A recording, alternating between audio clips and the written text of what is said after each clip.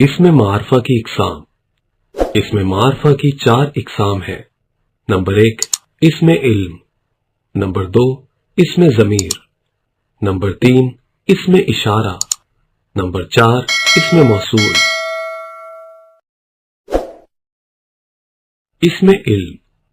اسم علم کی تعریف بالکل وہی ہے جو اسم معرفہ کی ہے، یعنی کہ کسی چیز، شخص یا جگہ کا نام اسم علم کہلاتا ہے۔ مثلا میز کسی چیز کا نام، علی کسی شخص کا نام، لاہور کسی جگہ کا نام۔ اسم ضمیر وہ اسم معرفہ جسے کسی اسم کی جگہ استعمال کیا جائے اور اس سے نام کی طرف اشارہ ہو۔ مثلا احمد اچھا لڑکا ہے، وہ وقت پر کام کرتا ہے۔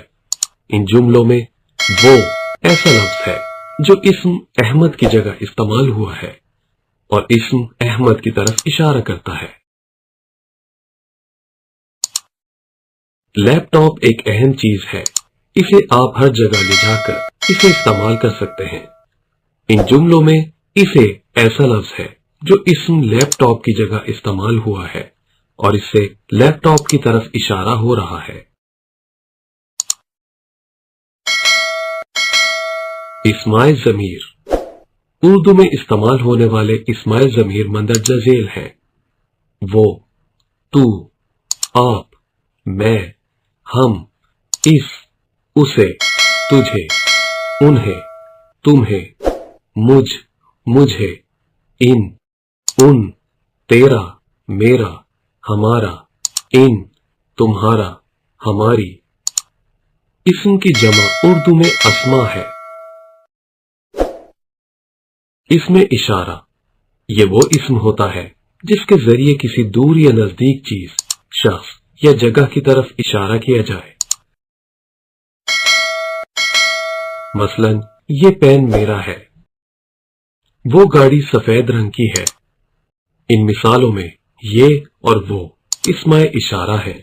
یہ سے کسی قریب چیز وغیرہ کی طرف اشارہ کیا جاتا ہے اور وہ دور کی چیز وغیرہ کی طرف اشارہ کرنے کے لیے استعمال ہوتا ہے۔ اسم موصول یہ وہ اسم ہے جو 2 جملوں کو آپس میں ملانے کا کام کرتا ہے اور اس کے بنا ان جملوں کے معانی سمجھنے میں دشواری ہوتی ہے۔ مثلا یہ وہ لڑکا ہے جس نے اول پوزیشن حاصل کی ہے، وہ شخص جنت میں جائے گا جس کا ایمان سلامت ہوگا۔